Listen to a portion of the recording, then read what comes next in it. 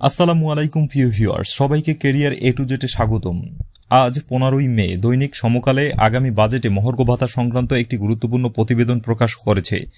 20% মহার্ঘ ভাতা কার্যকর হচ্ছে জুলাই মাসেই। আজকের ভিডিওটিতে এই প্রতিবেদনটি বিস্তারিত দেখব, তাই ভিডিওটি না টেনে সম্পূর্ণ ভিডিওটি দেখুন এবং আপনি যদি আমাদের চ্যানেলে নতুন হয়ে থাকেন ভিডিওটিতে একটি লাইক দিয়ে এবং চ্যানেলটি সাবস্ক্রাইব করবেন। চলে যাচ্ছি বিস্তারিত আলোচনায়। সরকারি কর্মকর্তা কর্মচারীকে মহার্ঘ ভাতা দেওয়ার আলোচনা আবার শুরু হয়েছে। আগামী অর্থবছরে সর্বোচ্চ 20% পর্যন্ত মহার্ঘ ভাতা দেওয়ার পরিকল্পনা নিয়ে সরকারি পর্যায়ে কাজ হচ্ছে। ভাতা দিলে আগামী অর্থবছরে বাড়তি কত খরচ হবে তার হিসাব নিকাশ হচ্ছে। অর্থ মন্ত্রণালয় এবং জনপ্রশাসন মন্ত্রণালয় সূত্রে এ তথ্য জানা গেছে। গত ডিসেম্বরে মহার্ঘ ভাতা সংস্থানের বিষয়ে প্রধান উপদেষ্টার মুখ্য সচিবকে আহ্বায়ক করে 7 সদস্যের একটি পর্যালোচনা কমিটি গঠন করে সরকার। পর্যালোচনা শেষে কমিটি গ্রেডভিত্তিক 10 থেকে 20% ভাতা দেওয়ার সুপারিশ করে। গত জানুয়ারি থেকেই এ ভাতা কার্যকরের পরিকল্পনা ছিল, কিন্তু সংকটকালীন অর্থনৈতিক পরিস্থিতিতে এ উদ্যোগের সমালোচনা করেন অর্থনীতিবিদরা। এমন প্রেক্ষাপটে মহার্ঘ ভাতা দেওয়া থেকে তখন পিছিয়ে যায় সরকার। এখন নতুন করে আবার উদ্যোগ নেওয়া হয়েছে। জনপ্রশাসন মন্ত্রণালয়ের সিনিয়র সচিব মোহাম্মদ মোখলেসুর রহমান সমকালকে বলেন, আমি এই বিষয়ে এখনই কিছু বলতে চাই না, তবে অর্থ উপদেষ্টার নেতৃত্বে আগামী সপ্তাহে একটি বৈঠক হবে, সেখানে তিনি এই জনপ্রশাসন সংক্রান্ত কমিটির প্রধান বিষয়টি নিয়ে বলবেন।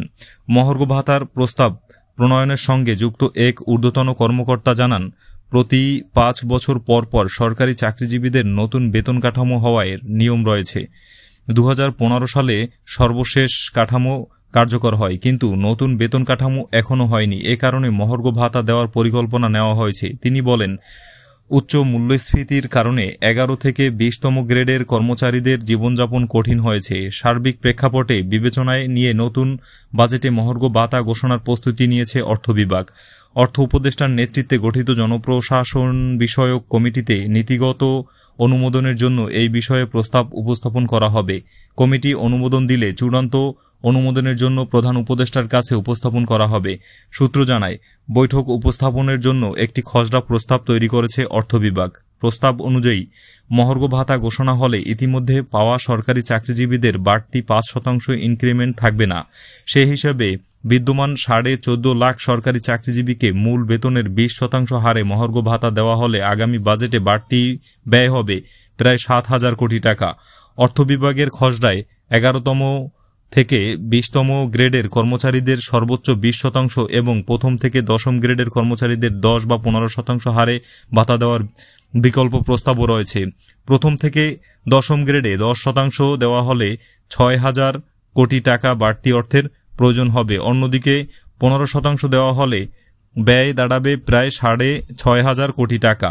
চলতি অর্থবছরের মূল বাজেটে সরকারি কর্মকর্তা কর্মচারীর বেতন ভাতা বাবদ বরাদ্দ ছিল 82,690 কোটি টাকা, যা মোট বাজেটের 10.41%। গত সরকারের আমলে বৈষম্যের শিকার চাকরিজীবীদের কয়েক দফায় পদোন্নতি দেওয়ার সংশোধিত বাজেটে এ খাতে বরাদ্দ বেড়ে 84,000 কোটি টাকা হয়েছে। 2015 সালের জুলাই মাসে 8ম পে স্কেল কার্যকর হয়। মূল্যস্ফীতি বিবেচনায় নিয়ে বার্ষিক ইনক্রিমেন্ট দেওয়ার প্রস্তাব ছিল বেতন কমিশনের। 2023 সালের জুলাইয়ের আগ পর্যন্ত প্রতি বছর সরকারি কর্মকর্তা কর্মচারীরাও 5% হারে ইনক্রিমেন্ট পান। এই বছর নতুন পে স্কেল ঘোষণা সহ দাবি আদায়ের সোচ্চার হন সরকারি চাকরিজীবীরা। 2023-24 অর্থবছরের বাজেটে 20% মহার্ঘ ভাতা দেওয়ার পরিকল্পনা করে অর্থ মন্ত্রণালয়।